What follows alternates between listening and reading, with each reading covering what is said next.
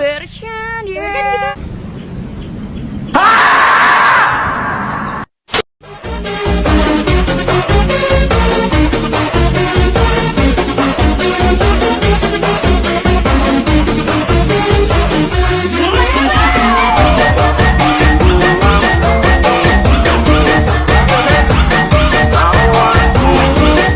Assalamualaikum warahmatullahi wabarakatuh. Di sini saya akan menjelaskan makna demokrasi. Kata demokrasi berasal dari dua kata, yaitu Denis yang berarti rakyat dan Kratos berarti pemerintah, sehingga demokrasi dapat diartikan sebagai pemerintahan rakyat. 2. Klarifikasi demokrasi. Berdasarkan titik berat perhatiannya, di sini demokrasi dibedakan dalam 3 bentuk. Pertama, demokrasi formal, yaitu demokrasi yang menjunjung tinggi persamaan dalam bidang politik. 2. Demokrasi material, yaitu demokrasi yang dititik beratkan pada upaya menghilangkan perbedaan dalam bidang ekonomi. 3. Demokrasi gabungan, yaitu demokrasi yang mengambil kebaikan serta membuang keburukan dari bentuk demokrasi formal dan demokrasi material.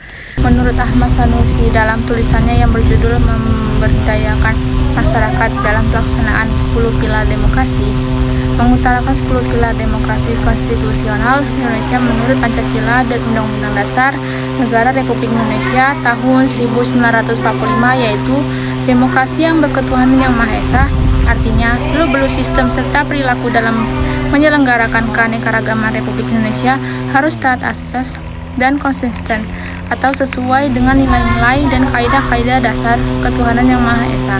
Demokrasi dengan kecerdasan, artinya mengatur dan menyelenggarakan demokrasi menurut Undang-Undang Dasar Negara Republik Indonesia tahun 1945 itu bukan dengan kekuatan naluri, kekuatan otot, atau kekuatan massa semata-mata. Pelaksanaan demokrasi itu justru lebih menuntut kecerdasan rohaninya, kecerdasan akliyah, kecerdasan rasional, dan kecerdasan emosional.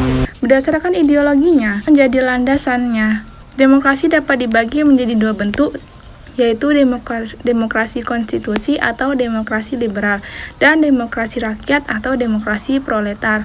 Prinsip-prinsip demokrasi di Indonesia. Apa sebenarnya demokrasi Pancasila itu? Pada hakikatnya, demokrasi Pancasila tercantum dalam sila keempat Pancasila, yaitu kerakyatan yang dipimpin oleh hikmat kebijaksanaan dalam permusyawaratan perwakilan. Rumusan tersebut pada dasarnya merupakan rangkaian totalitas yang terkait erat antara satu sila dan sila lainnya. Hal tersebut senada dengan yang diungkapkan oleh Notonegoro.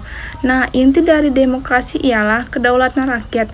Berarti rakyat mempunyai kekuasaan penuh untuk mengelola negara, sehingga kemajuan sebuah negara merupakan tanggung jawab seluruh rakyatnya. Undang-Undang Dasar Negara Republik Indonesia tahun 1945. Secara jelas memerintahkan dibentuknya daerah-daerah otonom pada provinsi dan kabupaten atau kota. Dengan peraturan pemerintah, daerah-daerah otonom itu dibangun dan disiapkan untuk mampu mengatur dan menyelenggarakan urusan-urusan pemerintahan sebagai urusan rumah tangganya sendiri yang disertakan oleh pemerintahan pusat kepadanya.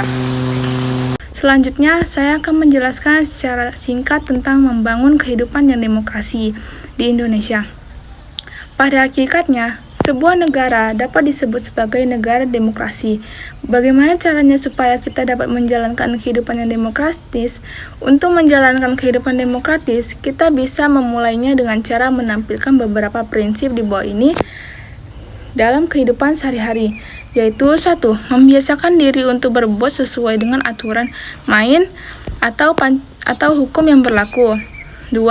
Membiasakan diri untuk bertindak demokrasi dalam segala hal. 3. Membiasakan diri untuk menyelesaikan persoalan dalam masyarakat. 4. Membiasakan diri untuk mengadakan perubahan secara damai, tidak dengan kekerasan. 5.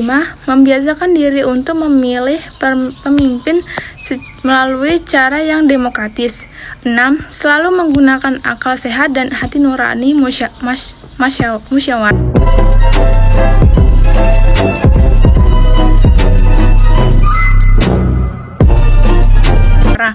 Sekian dan mohon maaf apabila penjelasan dari saya kurang dimengerti. Wassalamualaikum warahmatullahi wabarakatuh.